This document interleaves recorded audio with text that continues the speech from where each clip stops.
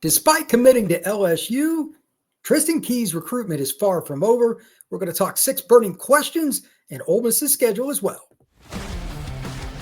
Locked On presents The Portal, the daily podcast covering college football recruiting and everything NIL. Part of the Locked On Podcast Network. Your team every day. Welcome back into the Portal Podcast, where you get your daily recruiting, NIL, and transfer portal news. I'm your host, Brian Smith, longtime college football writer and recruiting analyst. Thank you for making the Portal Podcast your first listen each and every day. Today, we're going to talk all things Ole Miss football, Tristen Keys, some burning questions for Mr. Stephen Willis, and we're also going to talk Ole Miss's schedule. They got 3 games in the middle there that are really difficult. So let's get started. Mr. Willis, how are you doing today, sir? I'm doing quite well. And I don't know if you've heard this, but we're a basketball school now. It's weird. Hey man, if you get success on the hardwood, there's nothing wrong with that. Yeah.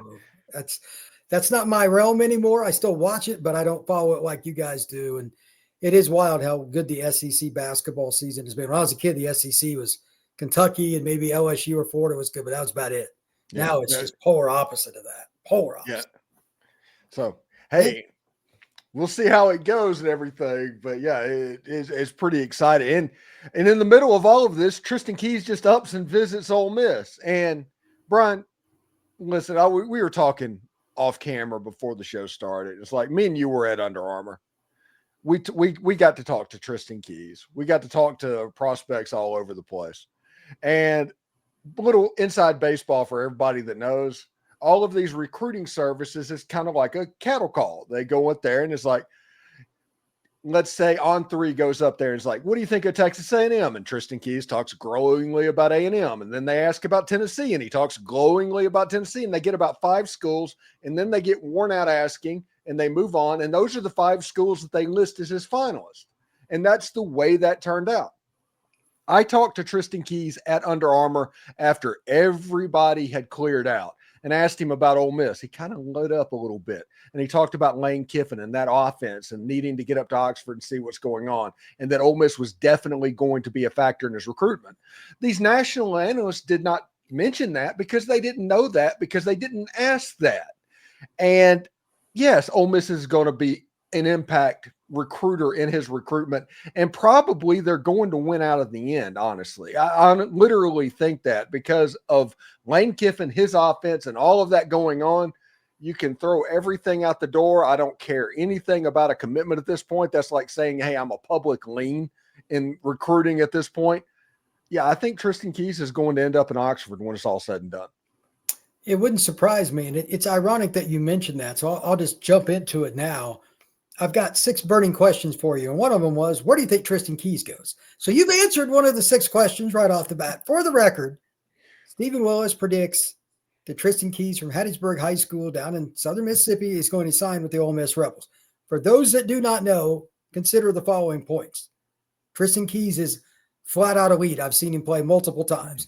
Tristen Keys is a great kid. He's going to be fit no matter where he goes, but that guy is an elite football player. He's a condor. He's got the long arms, slender body, athlete in space, but he's 6'3", makes guys miss.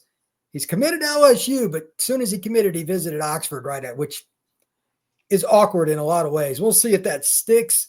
It makes me a little nervous too. And if I had to lean, I'd say based on that visit, I would lean Ole Miss's way too, because that seems odd to me. Mm-hmm. Yeah, he wouldn't ever visit there again, but like it was immediate.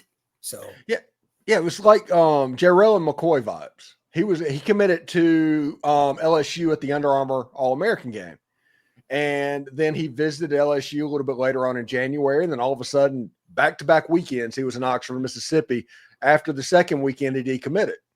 So obviously, you would think that Ole Miss has a fairly big role. They've gotten crystal balls and everything. Now, we all know that recruiting, weird things can happen, and they can happen out of order sometimes. But this Tristen Keys recruitment, I've said for months that his recruitment is looking like 𝐏𝐏 𝐏𝐿𝐵𝐼𝐻's recruitment. And I'm not talking about him talking and all of the stuff with the media. I'm talking about what is actually happening. And if he starts visiting Ole Miss consistently, if he goes back to Oxford at some point, if he catches a game, yes, this is a serious thing. Yeah, that wouldn't surprise me at all. And it is interesting how recruiting sometimes even surprises me as much time I spend with it. But when I saw Tristen, oh, he's going to wait a minute, he just committed to LSU. I'm like, okay, put the brakes on anything here. Let's hold up on what we think. But diving deeper into it, I kind of like Ole Miss. All right, Stephen, let's get on to some questions here just for fun. These aren't the most rocket science. These are subjective, but some burning questions for you. Top 15 class for the Rebels, 2026. Will they finish in, pick whichever service? I don't care which one you want. Overall, will Ole Miss sign a top 15 recruiting class? And for those who don't understand why I'd asked this, they've went heavy on the portal. But Stephen and I have talked about on prior shows how Wayne is starting to at least slowly lean more and more into high school. It's not necessarily, can they get it? Yes, they can. It's, do they tilt that way even more this year than they have in the past? It's really the bigger part of this. Yeah, I think they finished number 16 last year, so they were right on the cusp of it. And yes, I do think they sign a top 15 class, because if you land Tristen Keys and you land Deuce Gerald's, all of a sudden your rankings numbers are going to go way up to begin with. It doesn't matter if you sign 20 or 25 at that point, because you're going to be very top heavy. And Deuce Gerald's was at Ole Miss the first day of spring practice after showing up at junior day. I would think that right now Ole Miss is the favorite in that recruitment for Deuce. And I'm serious. Tristen Keys is a really great player and one of the best players in the entire country. I'm not convinced that Deuce Gerald isn't the number one player on Lane Kiffin's board right now. Well, part of that is just player position. We both know that Kiffin's never going to really struggle at running back, wide receiver, quarterback out of high school. Those three spots, he's recruited pretty darn well. Mm-hmm. He's an offensive-minded guy. But we both also know there just aren't enough defensive tackles, period. They're just, I mean, literally, you can't teach the size and athleticism. There aren't enough of them for the P4 level, let alone G5. That makes it different. So what Mr. Stephen Willis just said is 100% true. It has to be in the conversation, because I know Deuce, that's a kid that can pass rush at 280 pounds. That is not a normal trait. And he's a great kid too. I like being around him, but like his first step and his punch are legit. So I've seen him multiple times in one-on-ones. That's a nasty, nasty football player.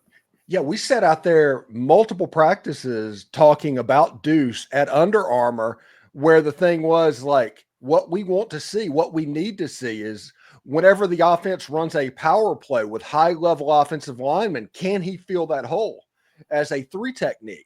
That is the difference between his ranking being at number 50 or wherever it is right now, and him being the number 2, number 3 player in the country. What he does on the inside, going against high-level offensive linemen. Now, Georgia's some good offensive linemen in Georgia, but the next time that people are actually going to get to see is when he goes through the All-American game circuit again in January. And I'm assuming it's going to be in San Antonio this time, because he was in Orlando last time.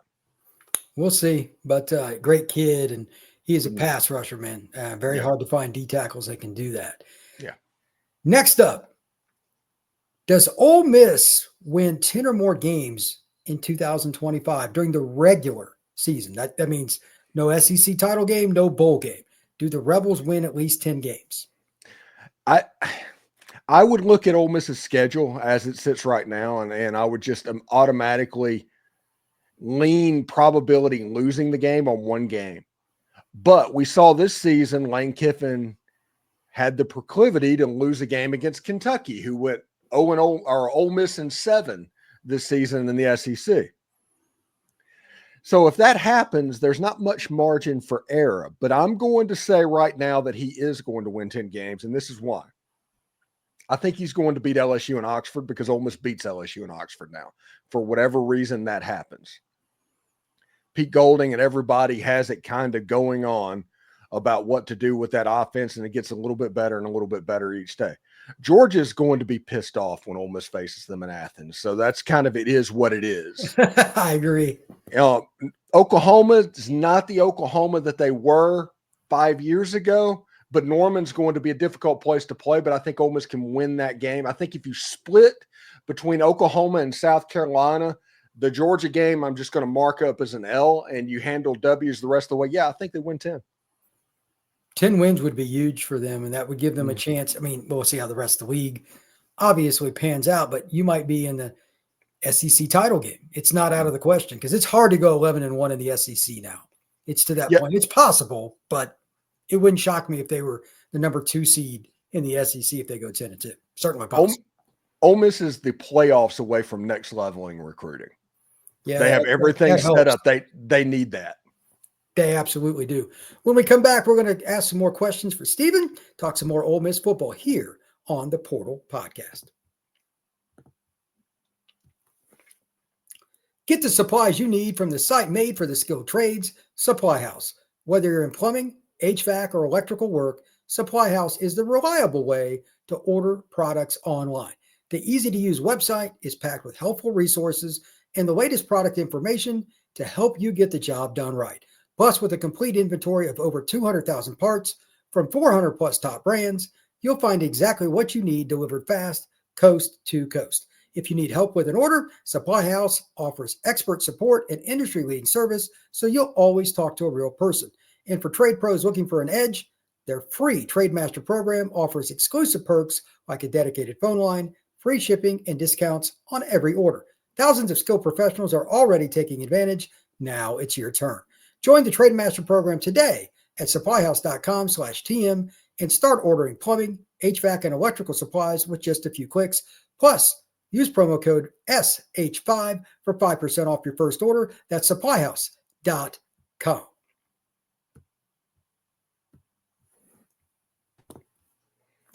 Stephen, let's continue on with some fun questions here. The fourth one I got for you.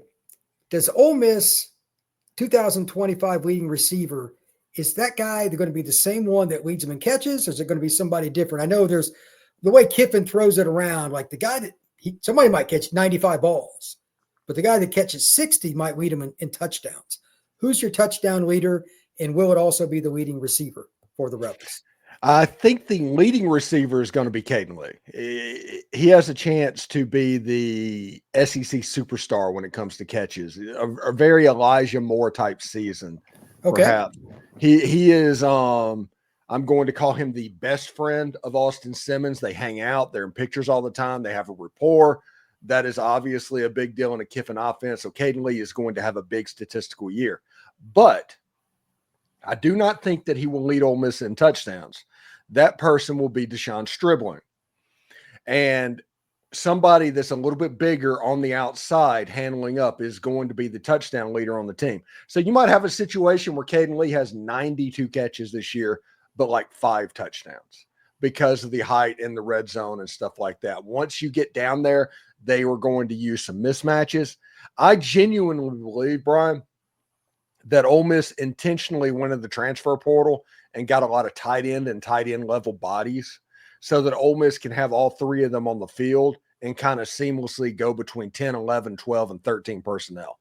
I think that's the new tempo thing and kind of Lane Kiffin playing 4-dimensional chess. I think because of that, Caden Lee might end up getting lost because of the bigger bodies that are down in the red zone. But I think Caleb Odom has a chance to really be a weapon down in the red zone. I think that Deshaun Stribling obviously he can do some Trey Harris level things. He's not Trey Harris, but he can do those type things. And when you look at Harrison Wallace on the outside, he could be the deep threat, the yardage leader going on. So I think this offense, this wide receiver room is actually going to be better than it was a year ago. Now, you do not have a Jackson Dart, although I love Austin Simmons as a player, but you do not have Jackson Dart. But at wide receiver room, the pieces that they have, I mean, they picked up wide receivers from Wake Forest and West Virginia that nobody's even talking about at the moment at wide receiver. I mean, there's a lot of pieces in that room. And then they added Winston Watkins and Samari Reed and those dudes coming in. So this wide receiver room has the chance to be extremely talented and very varied going into the season, which might be a new thing for Lane Kiffin. But it is worth remembering, Brian, that Lane Kiffin actually was the coach that recruited and put together that Alabama wide receiver unit that had Jerry Jeudy and all of those guys. So maybe that's something he's basically constructing in Oxford right now too. Great answer. Next up, let's talk about something that is a little bit related, but it's the position that gets the ball when the receivers don't. Running back. Will the Rebels have a true number one running back this year, or is it going to be more of a committee? That's a good question. That's a really good question. Now, if you go by potential, there's a chance that a Quinshon Judkins level back emerges, and that's 𝐏𝐏 𝐏𝐨𝐝. Lane Kiffin loves him. He says he has a chance to be elite. That's what Lane Kiffin said this spring. Okay. He has a chance to be elite. But if he doesn't come out to be the true number one, because when he went to Missouri, he obviously transferred to Ole Miss. So there's some steps that have to happen before he gets there. And you have Logan Diggs, who by all accounts seems to be completely healthy from his surgery after he left LSU. So you could see a committee approach by the Ole Miss Rebels because of Logan Diggs and 𝐏𝐏 𝐏𝐨𝐝. And do not forget Shakai Mills-Knight. Whenever he arrives in June, he's going to completely reshape that room because of what he can do. So I'm going to go with committee right now. But if you're going to have an elite back, it's probably going to be 𝐏𝐏 𝐏𝐨𝐝. The next one is arguably the most difficult because it's Suntarine Perkins is a special player that you and I have talked about for over a year. We both love him. So do the NFL draft experts. That's a whole other conversation. But if you take Perkins out of the conversation and the Rebels are to make any form of a run to even get in the conversation to make it to Atlanta, what is the player that not only needs to play well on defense beyond Perkins, but just can't get hurt for the Rebels to make it to Atlanta? That's a really good question. I'm going to mention Xavier Harris. Okay. He is the freak on that defensive line that somehow that people say every time they see him, he looks like he's gotten taller. He's 6'6", 6'7", 330 pounds, just a monster in the middle of that defense. And he's going to allow that Ole Miss defensive line. And nobody's saying that they're Walter Nolan and Princely and Amiellen or Jared Ivey up front next season, but that's going to allow them to be pretty good because you're going to replace them with a Suntarine Perkins, a Cam Franklin, a high school recruit that they developed, William Eccles, who we talked about him in the past as well, Jam Brown. This is a homegrown defensive line group that Lane Kiffin has finally recruited. All high school players, no transfer portal, and then you have Prince Will Amiellen. Then when you have Deshaun Womack, those guys as well supplementing in. I think Ole Miss's front seven is going to be pretty good. They're not going to be 2024. Nobody needs to expect that. But they are going to be at the very top level of the SEC, and that's good enough for you to push forward with as good as this offense has a chance to be. I think that the defensive line at Ole Miss is one of the reasons that, I don't know how long ago it was, maybe a month, I said there's a chance over the next 3 to 5 years that Bama doesn't have as good a run as Ole Miss. I'm not sold on their staff and how they recruit the South is my concern with Bama. But Kiffin has finally started to get more defensive players that were highly coveted. We all knew that he was going to get offensive guys. That wasn't really difficult. That's basically low-hanging fruit to pick. But at the same time, if you can get a couple out-of-state kids and you can keep more of the in-state players, which the guy like Eccles, et cetera, you're talking about, all of a sudden Ole Miss is a different football program. They've just never had enough depth in the trenches for me watching them when they get into the latter stages of a season for me to feel comfortable that they're going to be able to battle through like multiple weekends or LSU, Tennessee, teams, even like Arkansas or something. It doesn't matter. All these teams power. It's hard. That Georgia, Oklahoma, South Carolina stretch. Oh, that's not friendly, brother. If you're thin at D-line, Georgia's going to soften you up no matter what. Then you got two more physical football teams. Mm-hmm. If they had not recruited the way that they have, Ole Miss would have zero shot at making it to Atlanta. They'd be a 7-5, 8-4 team. Mm-hmm. That's just reality. But it's not Kiffin's offense. It's his ability to get a staff together that has recruited defensive linemen at front seven, like Perkins again. That's until otherwise proven, in my opinion, he's their best defensive player. I don't think anybody's going to argue that. If you give guys around him some help if this player's good, this player, like there's nobody they can just key on, and then they can't just always double team Perkins like on a special play, and Ole Miss can kind of unleash. They could be a top 25 defense overall. And we both know, again, for those of you who have not seen Austin Simmons, I'm telling you, he can spin it. He's going to have some big games this fall, and they'll score points. That I'm already steadfast with. And Ole Miss, the way they attacked the transfer portal this year kind of gives you an idea of where their thought process is. They did not recruit defensive linemen on the transfer portal. They got a couple of ends and a couple of edges to bring in. But defensive line, they felt pretty good about, and they got linebackers that have athletic ability, like Andrew Jones coming in, somebody that can run sideline to sideline. That is because they know that what they have, the offensive linemen are going to be kept off the linebackers and allow them to be able to run, and they're going to be able to attack.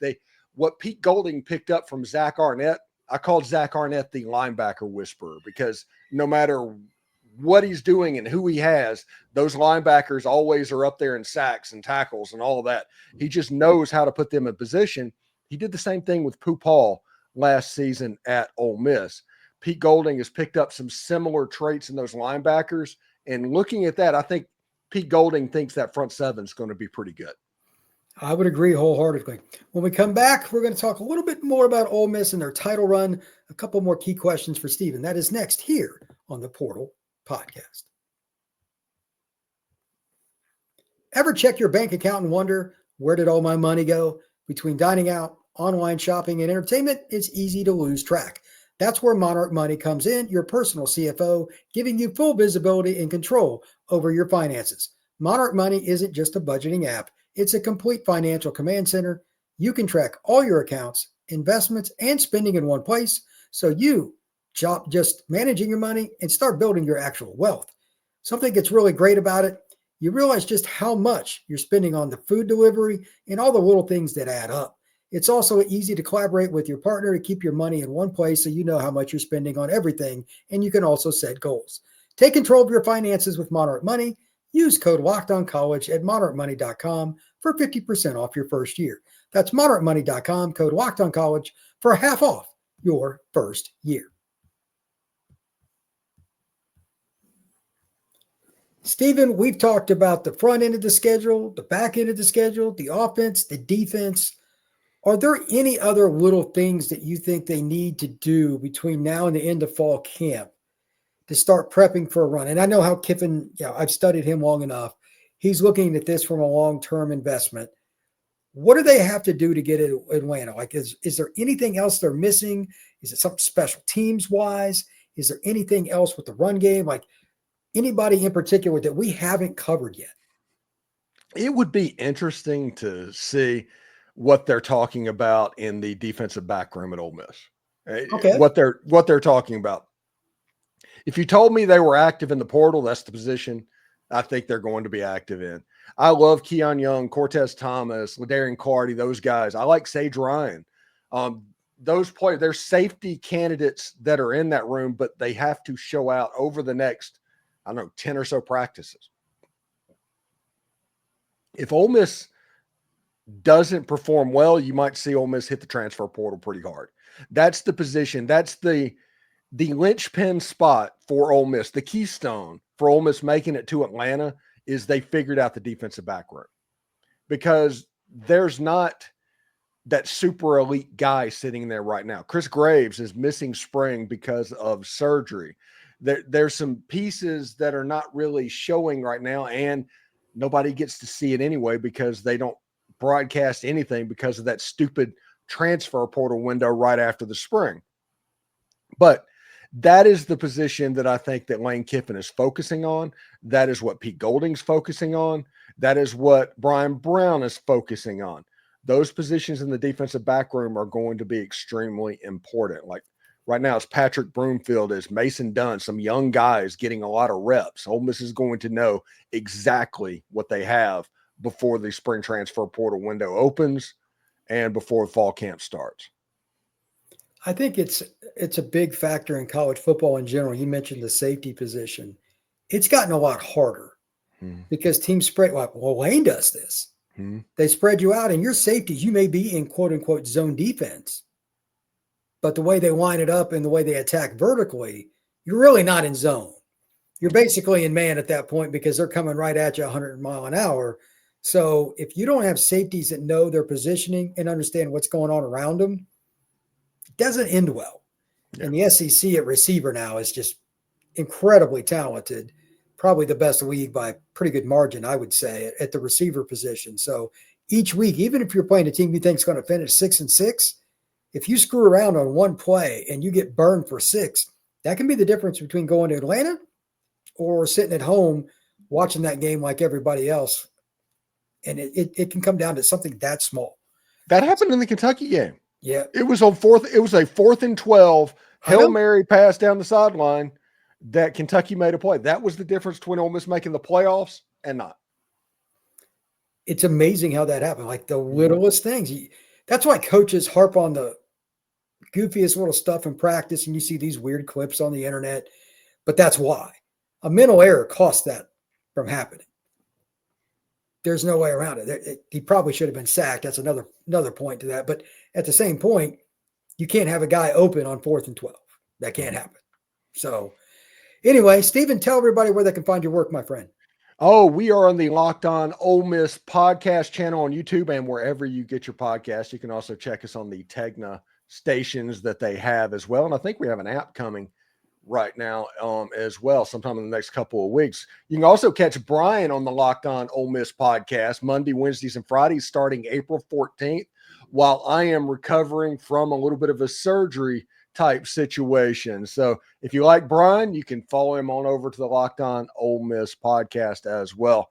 And Brian, we do appreciate that. And I know my fan base that's on my site, they're very fired up about you doing that.